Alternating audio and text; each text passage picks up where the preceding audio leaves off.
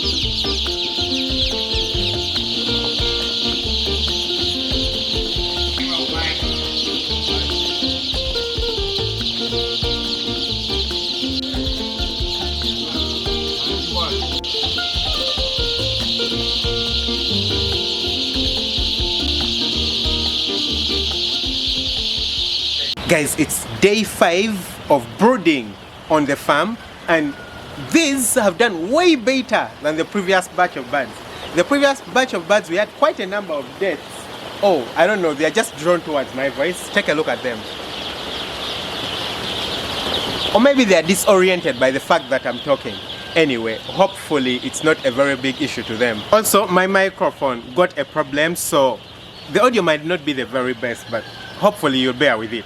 So like you might already know, we are brooding over 7,000 birds, actually over 8,000 birds in this room. The room is not very big. The room is probably 19 by 19 meters. That's actually a rough estimate. It's I think 18.5 by 19.5, which is basically the same as 19 by 19. And it's currently daytime, so we're not doing lots of heating inside the chicken house. The temperatures are ideal, the birds are well distributed inside the chicken house, and you can even see that we've opened part of the sides, you know, to let in some fresh air inside. It's generally very conducive, there's no problem. We've had a few losses, of course, because the birds had to come in by plane. The journey is generally a very, very long journey for them. So we had a few losses. We picked them from the airport at around midnight, and they had set off at around 10 on the day before. So they had been traveling for quite some time. Around 14 hours they had been traveling, and then we added 3 more hours for them to get here. So that's what, 17 hours of moving. So they should be very, very tired. But we didn't have lots of deaths like last time, probably just a couple of hundred, maybe 100 or so deaths. Previously, the last time we had over 200 birds die within the first few days. Here we've had very, very few deaths. And then you'll have a few birds which are non-starters, the ones that just won't pick up right from day one. So those are part of the flock. That's part of the problems that you face. And generally the males are way more resilient than the females. We barely have any of the males die. It's usually the females that die. And that will just be seen throughout the life of the animals. The males put on more weight, they are stronger, they are better performers. They're generally better birds. Yesterday we had a very, very terrible storm, so lots of rain fell, and for some reason I think the roof of the house was not perfectly done.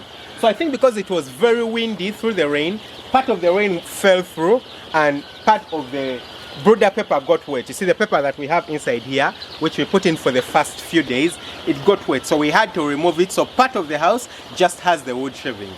But that's not a problem unless we have such a bad storm again. Well, we haven't had it before on the farm, so hopefully we don't have it again. So the birds are going to be in here for quite some time, maybe 4 weeks or so.